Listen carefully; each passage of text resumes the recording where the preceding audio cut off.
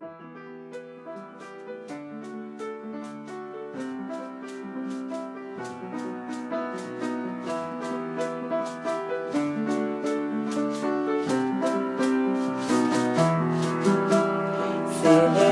nous venons célébrer, nous venons pour louer, adorer Dieu notre Père. Célébrer, nous venons célébrer, nous venons pour louer, adorer. Célébrons-le avec nos instruments, chantons le cœur plein de remerciements. Célébrons-le car il est juste et bon, il nous a comblés de bénédictions. Célébrer, nous venons célébrer, nous venons pour louer, adorer Dieu notre Père. Célébrer, nous venons célébrer, nous venons pour louer, adorer.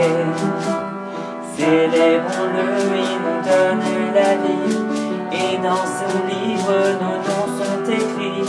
Célébrons-le, il nous a introduits dans sa famille qui nous a accueillis. Célébrer, nous venons célébrer, nous venons pour louer, adorer Dieu notre Père. Célébrer, nous venons célébrer, nous venons pour louer, adorer. Célébrons-le en exerçant nos dons, sans négliger la sanctification. Célébrons-le par un comportement qui soit conforme à son enseignement. Célébrer, nous venons célébrer, nous venons pour louer, adorer Dieu notre Père. Célébrer, nous venons célébrer, nous venons pour louer, adorer.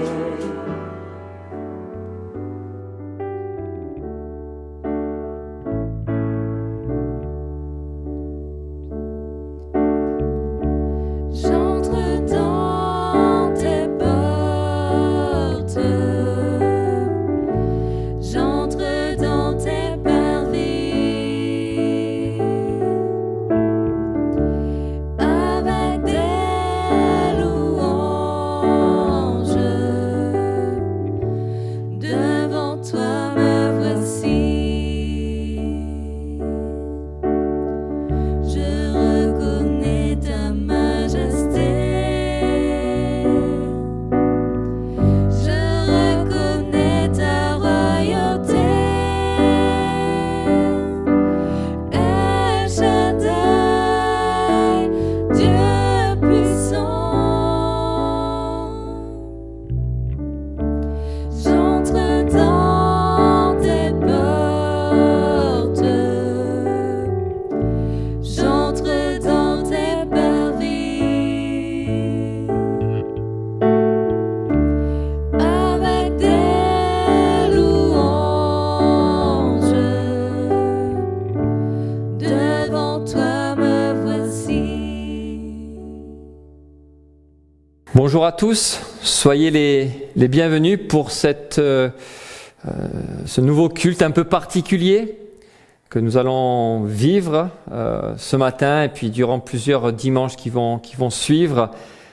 C'est toujours un privilège de pouvoir apporter la parole de Dieu, mais c'est quand même plus agréable de pouvoir prêcher devant une assemblée plutôt que devant une caméra.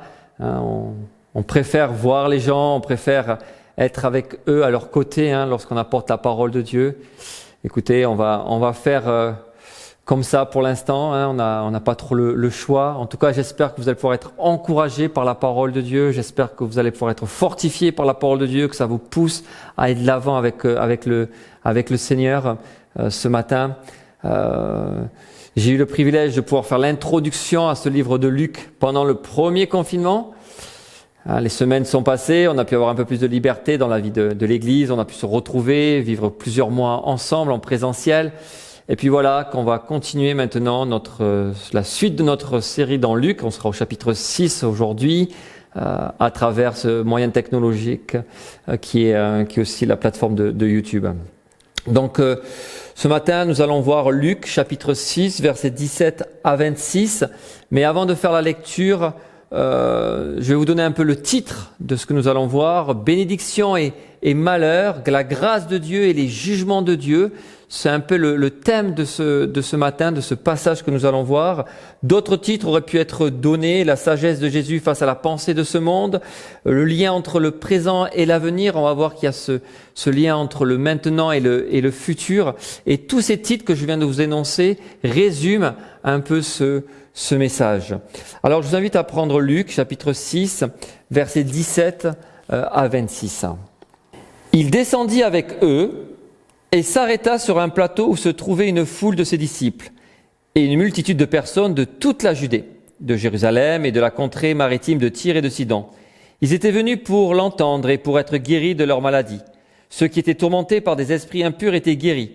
Et toute la foule cherchait à le toucher parce qu'une force sortait de lui et les guérissait tous. Alors Jésus, levant les yeux sur ses disciples, dit « Heureux vous qui êtes pauvres, car le royaume de Dieu est à vous. Heureux vous qui avez faim maintenant, car vous serez rassasiés. Heureux vous qui pleurez maintenant, car vous serez dans la joie. Heureux serez-vous lorsque les hommes vous haïront, lorsqu'on vous chassera, vous outragera et qu'on rejettera votre nom comme infâme à cause du Fils de l'homme. Réjouissez-vous en ce jour-là et tressaillez d'allégresse, parce que votre récompense sera grande dans le ciel, car c'est ainsi que leur Père traitait les prophètes. Mais malheur à vous, riches, car vous avez votre consolation. Malheur à vous qui êtes rassasiés, car vous aurez faim. Malheur à vous qui riez maintenant, car vous serez dans le deuil et dans les larmes. Malheur lorsque tous les hommes diront du bien de vous, car c'est ainsi qu'agissait leur Père à l'égard des faux prophètes. Avant de rentrer dans notre texte, il faut qu'on revienne quelques versets avant. Michel a traité ces versets 12 à 16 la dernière fois. Au verset 12, Jésus est parti pour prier sur la montagne. Et Michel avait expliqué cette intimité entre le Fils et le Père. Et durant ce temps de prière qui était nécessaire pour Jésus, ce temps de prière a été utilisé par le Seigneur Jésus pour choisir les apôtres, recevoir cette révélation du Père, pour choisir les apôtres. Mais je pense pas seulement pour choisir les apôtres, mais aussi pour être encouragé dans son ministère.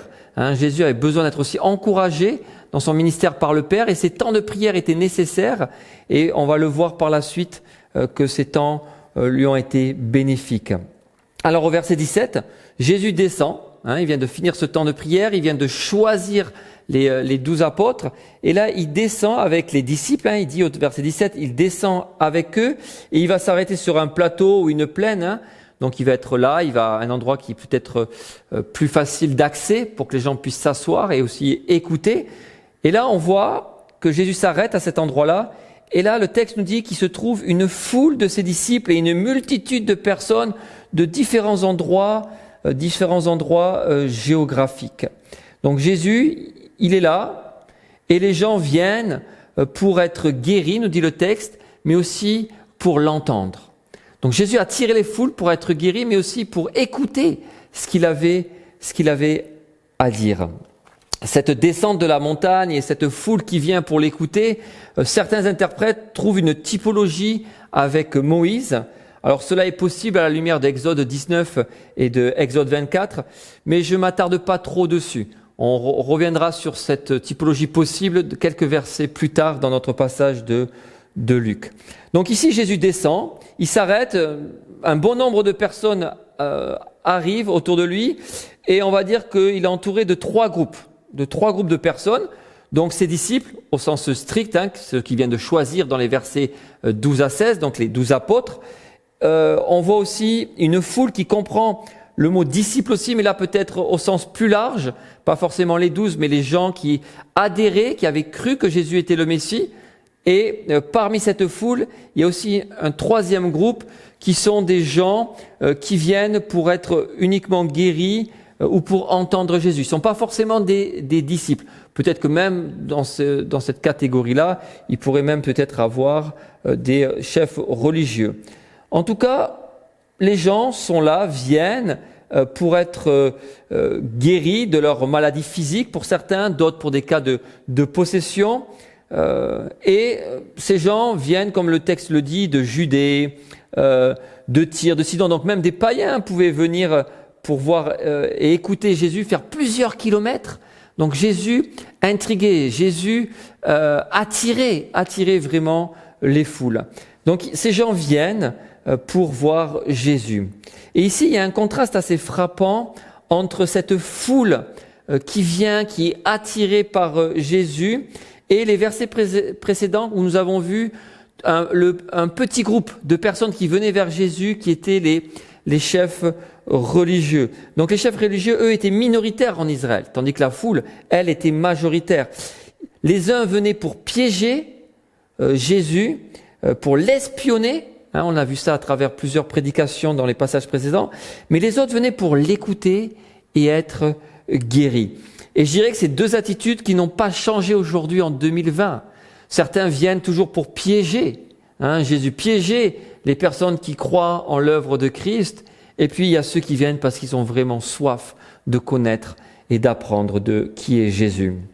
En tout cas, Jésus est là. Il descend, il s'arrête, il va prendre le temps avec cette foule parce que c'est sa mission. C'est sa mission de s'arrêter parmi le peuple et de guérir aussi. Sa mission qui a déjà été annoncée dans les passages précédents, notamment au chapitre 4. Jésus est venu pour guérir. À Nazareth, il parle de cela. Il est venu pour guérir, pour sauver les perdus, pour faire du bien aux âmes qui sont prisonnières. Donc Jésus vient et Jésus va accomplir sa mission ici. Quand nous arrivons maintenant au verset 20, le temps de la guérison, et Jésus guérit tous, dit le texte, donc c'était chaque fois une guérison qui était complète et instantanée. Mais maintenant, Jésus va passer à l'enseignement, il va passer à la prédication. Et c'est quelque chose qui est une coutume chez Jésus, c'est d'enseigner. Vous verrez souvent le verbe enseigner dans l'évangile de Luc. Et là, Jésus va passer à cet enseignement, à cette prédication. Il va arrêter ses regards sur ses disciples, sur cette foule qui est là. Une expression qui revient déjà au verset 10, que Jésus avait déjà posé ses regards. C'est une marque d'attention de la part de Jésus. Donc Jésus s'arrête après avoir guéri certaines personnes tourmentées par des esprits impurs ou par des maladies physiques. Toute la foule est là, assise, en train d'être prête à écouter le message de Jésus. Et Jésus va se mettre à prêcher. Et cette prédication de Jésus est souvent appelée, vous connaissez très bien, le sermon sur la montagne. Souvent, c'est le titre que nous donnons à cette prédication. Matthieu est celui qui détaille le plus cette prédication. Il va prendre 3 chapitres, contrairement à Luc qui, lui, va prendre beaucoup moins de chapitres, quelques petits versets par-ci, par-là. Faut pas oublier que Matthieu, lui, est chronologique dans sa façon de rédiger son évangile, tandis que Luc, c'est pas ce qui est le plus important pour lui, la chronologie. Donc vous allez retrouver des versets du Sermon sur la montagne un peu partout dans l'évangile de Luc, et notamment ici. Par contre, il y a une structure assez commune avec Matthieu, entre Luc et Matthieu, c'est qu'ils vont commencer par les béatitudes et ils vont finir avec les fameuses 2 paraboles concernant les maisons. Donc ici, Jésus va s'adresser, le texte nous dit au verset 20, à ses disciples. Il me semble qu'il est question du sens large ici, il n'est pas question du sens exclusif aux 12 apôtres, donc il est question des disciples qu'on voit au verset 17, où se trouvait une foule de ses disciples, donc plusieurs disciples de Jésus, de ceux qui croyaient en lui, qui sont là. Donc Jésus s'adresse particulièrement à ceux qui se sont repentis de leurs péchés, qui ont cru que Jésus est le Messie. Et je dirais que cet appel à la repentance précède la prédication sur le sermon sur la montagne. Pourquoi je dis cela ? Parce que quand vous regardez la même histoire dans Matthieu, au chapitre 4, verset 17, on voit que Jésus prêche d'abord la repentance. Repentez-vous. Il parle de cette repentance parce que le royaume des cieux est proche, il est là. Et puis il va enchaîner avec la prédication du sermon sur la montagne. Donc je pense que cette prédication du sermon sur la montagne a été prêchée prioritairement pour des croyants, pour des gens qui sont repentis de leurs péchés. Est-ce qu'il y avait d'autres gens qui n'étaient pas sauvés, qui étaient là en train d'écouter cette prédication ? Bien sûr que oui. Est-ce que cette prédication allait pouvoir toucher leur cœur sous forme d'évangélisation ? J'espère que oui. Mais il ne faut pas oublier que le but principal de la prédication du sermon sur la montagne est pour des croyants. Jésus veut encourager les disciples les présents en leur disant « La grâce de Dieu est là. La grâce de Dieu est là. Il va vous soutenir. » Il veut leur dire aussi, vous savez, je les vois toutes les injustices que vous êtes en train de vivre. Mais un jour, Dieu va juger tout cela. Dieu est juste et ces jugements auront lieu. Ne vous inquiétez pas. Est-ce que cette foule qui est là va comprendre tout ce que Jésus est en train d'enseigner? Peut-être que oui, peut-être que non.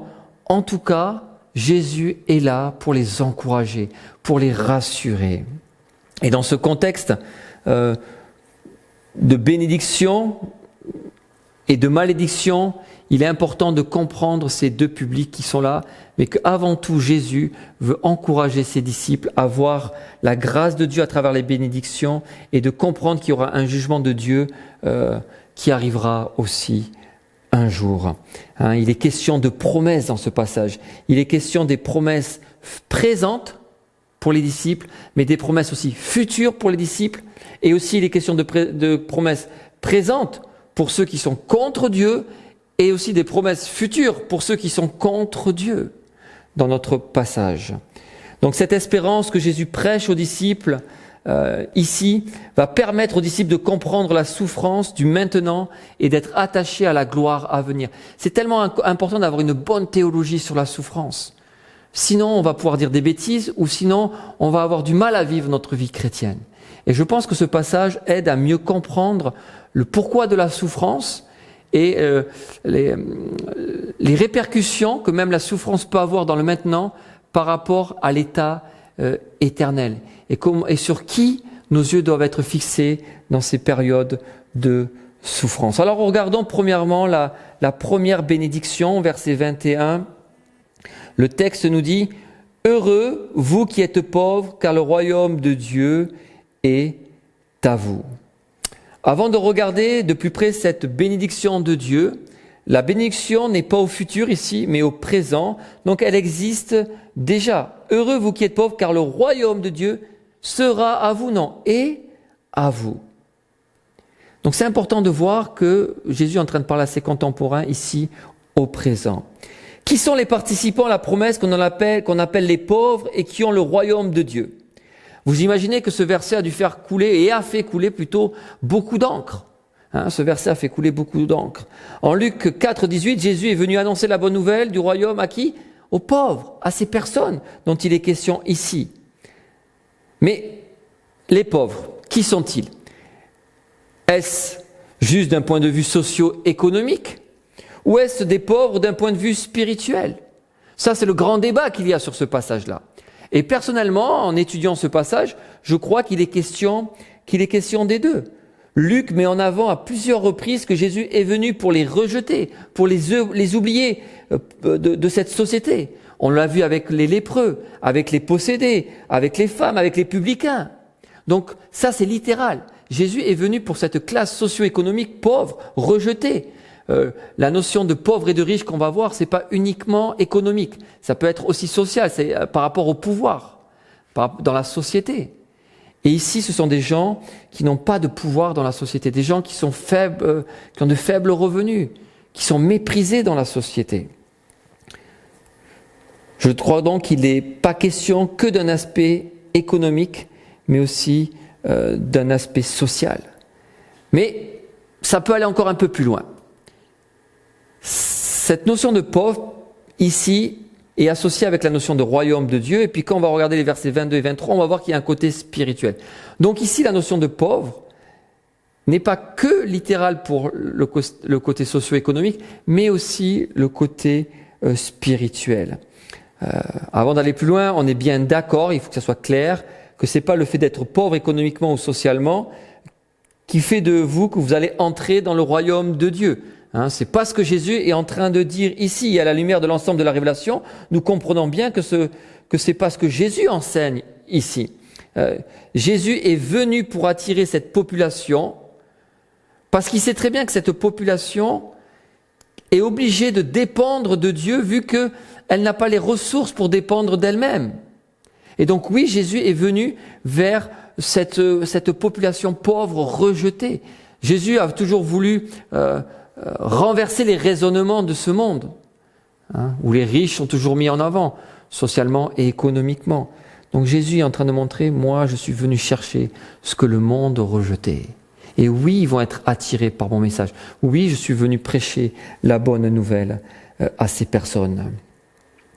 Donc Jésus sait qu'une personne ayant moins de moyens matériels va s'attacher et dépendre plus de lui. Et Jésus veut que l'être humain dépende pleinement de lui. Ça, c'est la volonté de Dieu. La volonté de Dieu, c'est que l'être humain dépende pleinement de lui. Et dans le contexte de Luc, les pauvres s'opposent souvent aux riches de ce monde. Donc, un pauvre et le royaume de Dieu, ici, dans ce texte, sont des termes pour les chefs religieux qui sont contradictoires. Comment un pauvre peut être associé au royaume de Dieu? Au royaume de Dieu qui représente la richesse de tout ce qu'un homme pourrait posséder. Faire partie du royaume de Dieu, qu'est-ce que vous voulez de plus? Et ici, il y a cette union entre pauvres et le royaume de Dieu. Le royaume de Dieu est à vous qui êtes pauvres.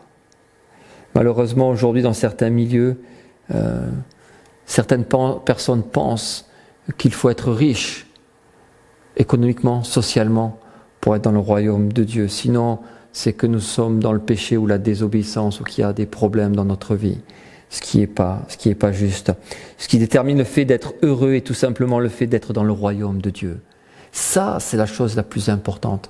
Et ces personnes ici pauvres, socialement, économiquement, mais aussi pauvres dans le sens qu'ils ont reconnu leur misère spirituelle. Ces gens-là reconnaissent Dieu comme leur roi. Ces personnes se sont humiliées devant la seigneurie de Christ en reconnaissant cette misère spirituelle, qu'ils ont besoin de la grâce de Dieu. Luc continue au verset 22 avec la deuxième bénédiction. Verset 21, pardon. « Heureux vous qui avez faim maintenant, quand vous serez rassasiés. » Donc le contraste entre la faim et la satisfaction, c'est quelque chose qui apparaît souvent dans l'Ancien Testament, et il y a une toile de l'Ancien Testament ici, quand Jésus prêche ce sermon sur la montagne. On n'a pas le temps de tout développer parce que ça prendrait beaucoup de temps d'expliquer tout ce fond derrière arrière-plan de l'Ancien Testament, mais il est là, il est présent avec pas mal de passages qui concernent les prophètes. Et quand il est question de faim et de satisfaction dans l'Ancien Testament, il peut avoir l'aspect physique, mais aussi l'aspect spirituel. Donc encore une fois ici dans ce verset 21, il y a l'aspect physique, littéralement, mais aussi l'aspect spirituel à mon sens. Donc heureux vous qui avez faim. C'est normal, les pauvres, si vous êtes pauvre littéralement, oui, vous allez avoir faim. Ça c'est quelque chose qui est logique. Donc quelqu'un qui est affamé va avoir faim. Donc Jésus est en train de dire, je suis conscient que vous avez faim physiquement. J'en suis conscient. Il est conscient que les pauvres ont des besoins qui sont pressants et qu'ils ont envie d'avoir des réponses et des solutions tout de suite. Jésus n'est pas à côté de la plaque par rapport à ça. C'est pour ça même qu'il va faire la multiplication des pains et qu'il va nourrir à plusieurs fois le peuple Jésus. Parce qu'il est sensible aussi à ce peuple qui est démuni, qui est rejeté et qui a faim. Mais les personnes affamées, matériellement ou spirituellement, ont un point en commun, en tout cas, ou même si c'est les mêmes personnes, elles sont conscientes de leur incapacité à pouvoir compter sur elles-mêmes. Elles ont besoin de la grâce de Dieu. Et Dieu aime ça. Dieu aime quand les gens prennent conscience qu'ils ne peuvent pas faire les choses par eux-mêmes, qu'ils ont besoin de dépendre de lui. Et Dieu donne une promesse à ces personnes. Et cette promesse concerne l'éternité dans notre contexte. Vous le voyez, il est en train de dire, heureux vous qui avez faim, maintenant, là, en ce moment même, car vous serez donc une promesse future, vous serez rassasiés. Certains pensent qu'il est possible qu'il soit question du repas messianique, qu'Ésaïe mentionne au chapitre 25, verset 6, les repas des noces de l'agneau. C'est une possibilité, mais je ne m'étends pas là-dessus. Ma question, c'est, est-il possible d'avoir déjà un avant-goût des bontés de l'Éternel dans notre vie? Est-il possible déjà aujourd'hui, en tant que croyant, en tant que chrétien, d'être rassasié? Ou est-ce que c'est uniquement une perspective dans l'éternité? Je crois que oui. Je crois que la venue du Saint-Esprit apporte cet avant-goût. Je dis bien avant-goût. Pourquoi je dis cela? Dieu affirme aux croyants que nous avons tout pleinement en lui. Nous avons tout pleinement en lui. Vu que le Saint-Esprit est scellé en moi, que Dieu vit en moi, j'ai tout pleinement en lui. Je suis béni de toute bénédiction, nous dit aussi Éphésiens. Donc nous avons un avant-goût déjà de ce que Dieu veut nous donner, comment il veut rassasier aussi notre âme. Mais je suis conscient que cette étape d'être pleinement rassasié dans tous les domaines sera uniquement dans l'éternité. Mais je n'exclus pas qu'on peut déjà avoir un avant-goût, qu'on peut tendre déjà à goûter à ces prémices de l'éternité. Et c'est ça qui est beau aussi. C'est que Jésus veut déjà aussi nous donner des avant-goûts de l'éternité. Et à travers ce verset, heureux vous qui avez faim, maintenant, car vous serez aussi rassasiés, Jésus veut réconforter ses disciples. Je vois votre état, je le vois votre état, mais il n'en sera pas tout le temps comme cela. Tenez bon, il leur dit. Cette relation présente qu'ils sont en train de vivre détermine la situation aussi un peu du futur. Être comblé par Dieu. Être comblé par Dieu. Et je crois encore une fois qu'aujourd'hui nous pouvons déjà être comblés par Dieu, mais c'est incomparable lorsque nous serons dans sa présence. Est-ce qu'il nous tarde d'être dans sa présence? Est-ce qu'il nous tarde d'être rassasiés pleinement? Aujourd'hui, des fois, on court après des miettes que le monde nous donne, des miettes où on est toujours insatisfait, alors que Jésus va nous rassasier. Mais pour cela, il faut s'attacher à lui. Il faut s'attacher à lui. La troisième bénédiction que nous avons ici, c'est heureux vous qui pleurez maintenant, encore une fois celle du présent, car vous serez dans la joie, et encore là une promesse dans le futur. Alors aussi, on va revenir un peu avec la toile de fond de l'Ancien Testament. Les pleurs dans l'Ancien Testament représentent une personne en deuil pour différentes raisons, mais souvent en lien avec la persécution. C'était souvent en lien avec la persécution ou avec un exil. Et la joie dans l'Ancien Testament est aussi en lien avec l'arrivée de l'ère messianique, de l'ère du salut ou de l'éternité. Ça, on peut retrouver ça dans Ésaïe qui nous en parle assez souvent, et notamment, si vous pouvez relire chez vous, Ésaïe 9, verset 3. Donc, les pauvres qui sont affamés, qu'est-ce qu'ils font? Ils pleurent. Ils pleurent de toutes ces injustices terrestres à leur égard. Et ça, c'est la réalité, littéralement. Le pauvre est affamé et il pleure parce qu'il voit toute cette injustice autour de lui. Et il en subit les conséquences aussi de tout cela, à cause de l'injustice du cœur de l'homme. Et Jésus voit cela. Et Jésus encore veut les réconforter avec, une fois de plus, une promesse. Une promesse. C'est pour ça que la théologie des promesses sur la perspective éternelle est tellement importante. Sinon, on va vivre une vie sur terre qui va être triste, qui va être difficile. Ces pleurs se transforment en joie dans notre texte. Heureux, vous qui pleurez maintenant, car vous serez dans la joie. C'est facile à balancer ce verset, mais je dirais qu'il n'est pas si facile que ça à comprendre, à assimiler, à accepter dans le moment présent. Quand vous vivez vraiment des temps difficiles, de faim, de pleurs, et que Jésus vous dit « heureux, vous inquiétez pas ». Il y a une joie qui vous est réservée, parce que je vois pourquoi vous êtes pauvre, je vois pourquoi vous avez faim, je vois pourquoi vous pleurez. Mais il y a une grande récompense, il y a de la joie qui vous attend dans le ciel. Gardez vos yeux fixés vers ce qui vous attend. C'est des moments courts et éphémères, ce que vous êtes en train de vivre ici-bas. Et vous savez quoi? Même dans ces moments-là, je suis là avec vous. Je suis là avec vous, je veux vous encourager, dit le Seigneur. Je veux vous encourager. La joie est en lien avec le salut et avec l'éternité. On est très loin de cette nouvelle théologie du « je déclare que je vais être heureux », je déclare que je vais développer mon épanouissement du moi-même, ou cette nouvelle notion des pouvoirs des paroles. C'est pas ce que Jésus est en train d'enseigner ici. La joie ici, future, qui a annoncé une joie parfaite, est réservée à ces gens qui ont placé leur confiance en Jésus-Christ, qui ont reconnu leur misère, qui sont en train de pleurer à cause des fois de la persécution, qui sont en train de pleurer à cause de ce qu'on leur fait endurer comme injustice. Mais Jésus leur dit, je vous donne une joie dans l'éternité qui sera incomparable aux choses de ce monde. Est-ce que Jésus nous donne quand même de la joie ici-bas ? Bien sûr que oui, ça fait partie même du fruit de l'esprit. Mais cette joie complète, parfaite, nous la vivrons dans l'éternité. Nous la vivrons dans l'éternité. La joie ici, j'ai noté, est en contraste avec ce que nous verrons tout à l'heure au verset 25. Les riches rient dans le présent, mais pleureront dans le futur, alors que les croyants, les enfants de Dieu, pleurent peut-être aujourd'hui, mais eux se réjouiront dans l'éternité. Et cette compréhension et attachement aux promesses éternelles, je dirais, sont indispensables à la vie chrétienne, sinon on va être déstabilisé et découragé. C'est pour ça qu'il est important d'avoir une bonne théologie sur la compréhension de la souffrance. Comment Dieu voit la souffrance du temps présent à l'échelle de l'éternité. Dieu est là.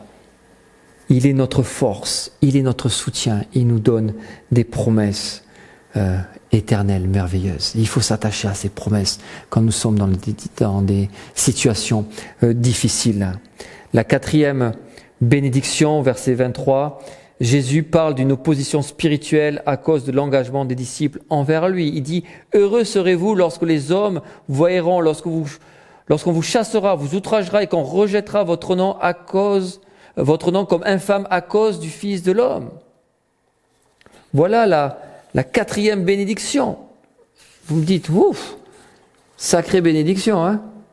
Reconnaître Jésus comme le Messie et placer sa confiance en lui ont produit de la haine envers les gens, envers Jésus et envers les gens qui croyaient, qui ont placé leur confiance en Jésus. C'est une bonne nouvelle ça, hein? Super, je crois en Jésus, je place ma confiance en lui, et les gens, qu'est-ce qu'ils vont avoir? De la haine face à moi? Jésus les avertit de cela. Dieu est au courant de cela, il n'est pas surpris. Cette haine se traduit par de la violence physique, mais aussi de la violence sociale et émotionnelle. Quand je dis sociale et émotionnelle, ça veut dire que vous pouvez perdre votre travail dans un village où vous étiez juif et que maintenant vous croyez en Jésus qui est le Messie. Vous reconnaissez que Jésus est Dieu et c'est un blasphème pour vos contemporains. Ils vont plus vous donner accès à la synagogue, donc socialement vous allez être rejeté, mais peut-être dans votre vie professionnelle, hop, toi t'es un blasphémateur, on te veut plus. Donc émotionnellement, vous allez avoir de la souffrance. Des fois, c'est votre famille qui va vous rejeter parce que vous croyez en Jésus, vous êtes convaincu qu'il est le Messie. Voilà ce qui se passait pour les disciples qui étaient dans cette foule assis en train d'écouter cette prédication. De la calomnie. Ils allaient être rejetés, exclus, insultés, ces personnes. Toutes ces attaques viennent à cause du Fils de l'homme. Donc à cause de Jésus, à cause de cette foi que ces hommes et ces femmes ont placée en Jésus. Et c'est cette relation avec Jésus qui fait qu'il y a cette persécution. Ils attaquent pas juste l'individu, ils attaquent celui qui vit en vous, celui en qui vous avez placé votre confiance. C'est lui, contre lui qu'ils ont de la haine. C'est pour ça que le texte dit « à cause du Fils de l'homme ». Cette bénédiction de persécution enseignée par Christ, et j'ai noté une fois, très loin de notre conception charnelle des bénédictions de Dieu, et notamment des fois de cet évangile de prospérité qui court de plus en plus dans les églises. Verset 23, Christ va un peu plus loin. Jésus va encore un peu plus loin. Il dit « Réjouissez-vous en ce jour-là et tressaillez d'allégresse parce que votre récompense sera grande dans le ciel, car c'est ainsi que leur Père traitait les prophètes. » Comment Jésus peut oser ordonner, donner un commandement de se réjouir, de tressailler de joie, ça va loin, il insiste à 2 reprises là-dessus, alors que je suis dans un état de pauvreté, de faim, de pleurs, de persécution. Comment ça est-ce possible, Seigneur? Pourquoi tu veux cela? Comment faire, Seigneur? Et Jésus donne 2 raisons pourquoi se réjouir. Et ce sont des raisons spirituelles, pas charnelles. La première raison est la promesse d'une récompense céleste. C'est pour ça que c'est important de s'attacher, encore une fois il le répète, aux choses célestes. Attachez-vous aux choses d'en haut. C'est le moyen que Dieu a choisi pour tenir bon ici-bas. Si on ne s'attache pas aux choses célestes, il n'y a aucune espérance en fin de compte. Et donc oui, la souffrance va être compliquée à vivre et à comprendre. Mais quand on lit ces passages, on comprend mieux le pourquoi de la souffrance. C'est pas exclu du plan de Dieu, c'est même fait partie du plan de Dieu, de la volonté de Dieu, que ces enfants vont vivre cela. Mais pas sans outils, pas sans consolation, pas sans moyen de tenir bon. Justement, il est en train de leur donner cette promesse, ici qui est magnifique. Votre récompense sera grande dans le ciel. Vous allez être auprès de moi dans l'éternité. C'est la plus belle des récompenses de se retrouver dans la présence de Dieu. Nous qui méritons rien à part la condamnation éternelle. Quel privilège que Jésus veuille nous donner cette récompense de vivre dans l'éternité avec lui.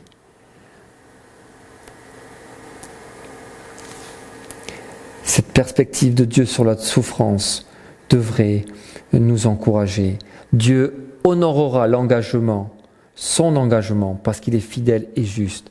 Il tiendra sa promesse de vous placer dans sa présence éternelle. Je suis parti, dit Jésus à ses disciples, mais je vais revenir parce que je vais vous préparer une place. Et quand je reviendrai, voilà, vous serez à mes côtés.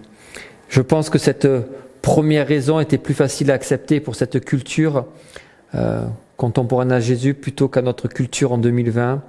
Pourquoi ? Parce que nous sommes une société où on veut du résultat de suite. Je suis dans la souffrance à 14h, il faut qu'à 14h15 je suis plus dans la souffrance. Il faut vite trouver une solution humaine des fois. Alors que Jésus ne garantit pas que vous allez continuer à souffrir, pas quelques heures, pas quelques jours, des fois quelques mois ou quelques années encore. Mais dans cette souffrance, pour la gloire de Dieu, il faut garder nos yeux fixés sur lui, parce qu'il y a une récompense qui nous attend. Et ça, il faut l'assimiler dans la vie chrétienne. Il faut l'assimiler. La deuxième raison de Jésus, c'est qu'il n'y a rien de nouveau sous le soleil. Les prophètes qui ont été fidèles à Dieu ont vécu cette persécution, ont vécu la pauvreté, ont vécu la faim, ont vécu les pleurs, ont vécu le rejet, le mépris. L'histoire d'Israël a été une histoire d'opposition à l'égard de ceux qui représentaient la volonté de Dieu. On le voit souvent dans les écrits. Regardez Jérémie, regardez Ésaïe et d'autres prophètes, encore dans les petits prophètes aussi.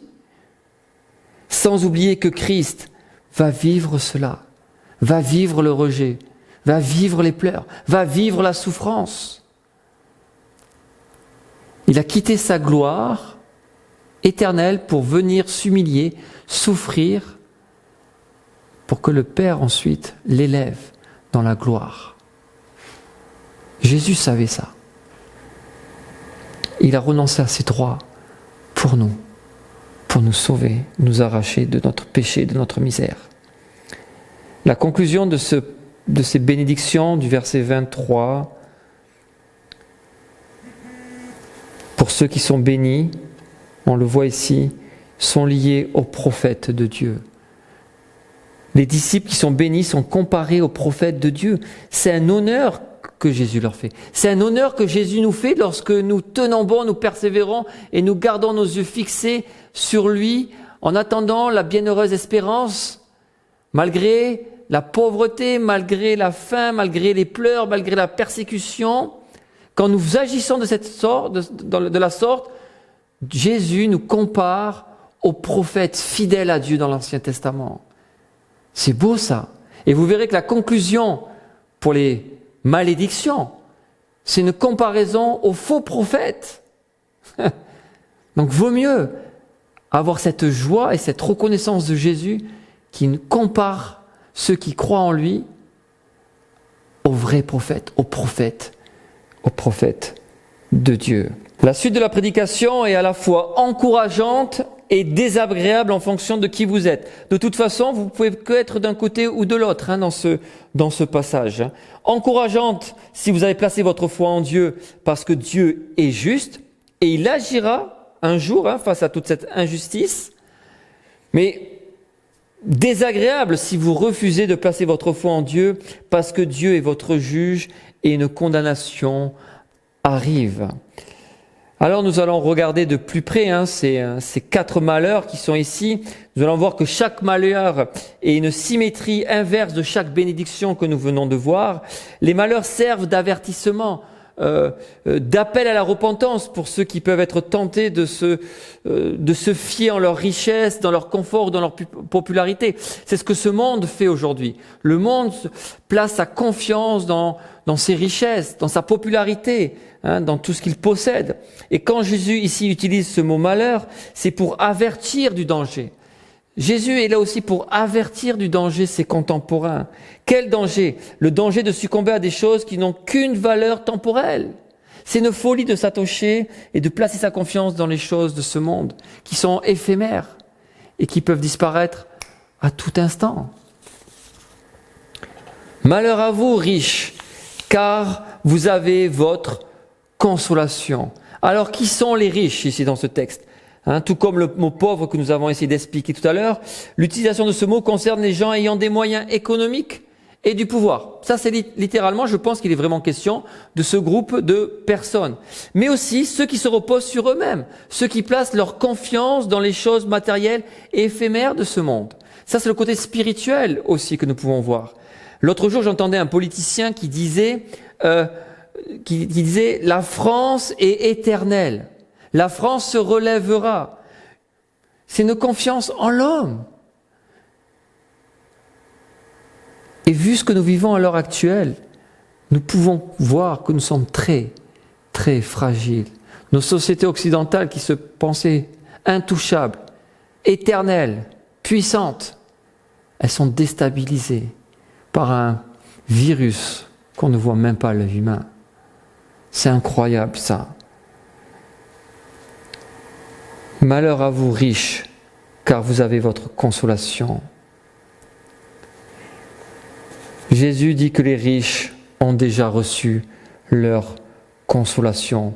Leur consolation à ces gens-là, c'est leur réussite économique et sociale sans Dieu. Ça, c'est leur consolation pour eux. La consolation qu'ils ont, c'est un trophée de perdant.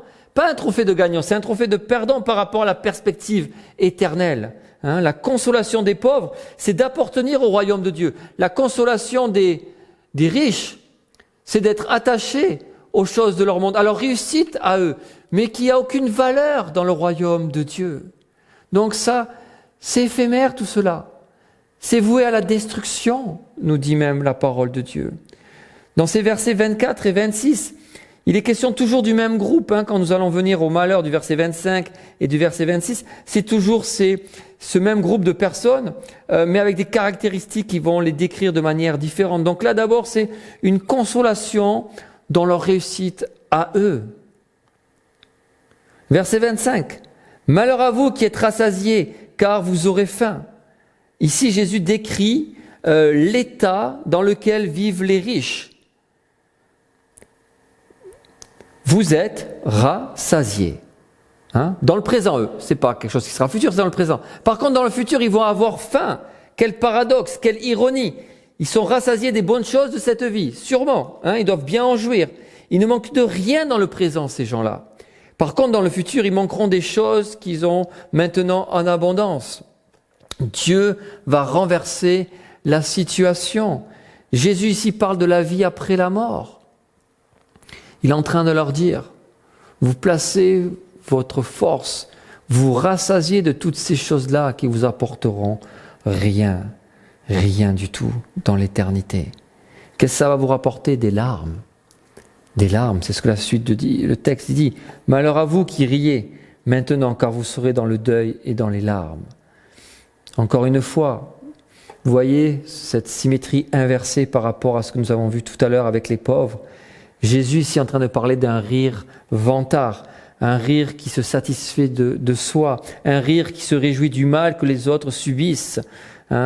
C'est l'image d'une personne qui socialement a réussi et qui a une langue méprisante à l'égard de son prochain. Vous voyez les gens de ce monde qui ont comme seul objectif réussir à être quelqu'un dans la société, pour souvent écraser l'autre ou montrer qu'on est quelqu'un parce qu'on a réussi. Dans l'Ancien Testament, nous pouvons voir cela à plusieurs reprises quand les ennemis d'Israël ont ri de la destruction de Jérusalem. Ils se moquaient. pensant qu'ils avaient eu la victoire. Mais ce rire sera inversé, nous dit la Bible, nous dit Jésus. Cela deviendra le deuil et les pleurs, dit le texte. C'est ce que le texte dit. Voilà le jugement de Dieu. Et Dieu, ou Jésus ici en tout cas, utilise deux mots pour parler de la même idée qui est la douleur et la souffrance. Il montre que la souffrance va être intense. Autant le pauvre, celui qui a faim, qui est dans la persécution, il souffre maintenant, mais tout cela n'existera plus dans l'état éternel.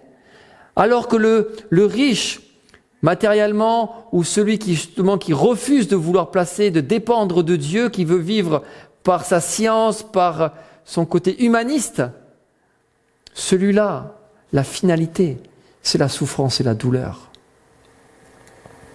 Un auteur a dit ceci: la joie de la possession maintenant deviendra la douleur de ce qui est perdu à jamais. La joie de la possession maintenant deviendra la douleur de ce qui est perdu à jamais. Verset 26. Malheur lorsque tous les hommes diront du bien de vous, car c'est ainsi qu'ils agissaient. C'est ainsi qu'agissait leur père à l'égard des faux prophètes. Vous savez, Israël est souvent allé vers les prophètes qui leur ont donné le message qu'ils voulaient entendre, plutôt que de vouloir écouter les messagers ou les prophètes de Dieu. Ces hommes préfèrent la popularité au lieu de la fidélité à Dieu. Ils sont comparés ici dans notre texte, ces gens-là, à des faux prophètes. Tandis que les croyants que nous avons vus tout à l'heure étaient comparés aux vrais prophètes, aux prophètes de Dieu. Et toute personne qui reflète ces valeurs ou qui est attirée par ces valeurs-là est en grand danger. Est vraiment en grand danger. Aujourd'hui, dans le milieu évangélique, les gens ont soif de popularité. Ils ont soif d'être reconnus. Les pasteurs et les églises sont évalués à leur popularité et non à leur fidélité à l'Écriture ou aux persécutions qu'elles vivent. Vraiment, je vous encourage à relire l'épître aux Thessaloniciens, de voir cette église fidèle à Dieu, à l'Écriture. Pas de popularité. Ils ne cherchaient pas cela. Il y avait de la persécution, de la souffrance, nous dit les premiers chapitres de 1 Thessaloniciens. Même si vous lisez la naissance de cette église, elle était dans la persécution, la naissance de cette église. Paul a dû fuir, et les Thessaloniciens étaient tellement méchants qu'ils étaient prêts à faire même 100 kilomètres pour aller le persécuter dans l'église de Bérée. Mais aujourd'hui, malheureusement, le cœur de l'homme, et même dans nos milieux évangéliques, on cherche la popularité. On cherche à être quelqu'un par différents moyens. Mais c'est pas ce que Dieu enseigne ici. La Bible dit, car il viendra un temps où les hommes ne supporteront pas la saine doctrine, mais ayant la démangeaison d'entendre des choses agréables, ils se donneront une foule de docteurs selon leurs propres désirs, détourneront l'oreille de la vérité et se tourneront vers les fables. Mais toi, sois sobre en toutes choses, supporte les souffrances, nous dit Paul quand il écrit à Timothée, 2 Timothée 3, chapitre 4, versets 3 à 5. Ces personnes que Jésus est en train de décrire ici, ils ont une attitude d'indépendance vis-à-vis de Dieu, d'insoumission par rapport à Dieu. Et leur chemin est la perdition éternelle. Leur chemin est la perdition éternelle. Et quand Jésus est en train de prêcher ce message à la foule et à ses disciples en particulier, il est en train de leur dire: Dieu est juste. Toutes ces personnes qui refusent de croire en moi, toutes ces personnes qui vous méprisent, toutes ces personnes qui veulent être indépendantes de Dieu, toutes ces personnes qui veulent vivre sans Dieu, qui pensent qu'elles peuvent réussir leur vie par elles-mêmes, par leur côté matériel, économique, social, charnel, Dieu viendra les juger, parce que Dieu est juste. Mais pour vous, disciples de Jésus-Christ, nous sommes dépendants de Dieu. Nous croyons Dieu sur parole. Nous croyons que Dieu est fidèle. D'où l'importance d'avoir une perspective éternelle pour nous. Être attachés aux promesses de Dieu. Je vous encourage ce matin d'être attachés aux promesses de Dieu. La bénédiction se trouve là. Attachez-vous aux choses d'en haut. Amen.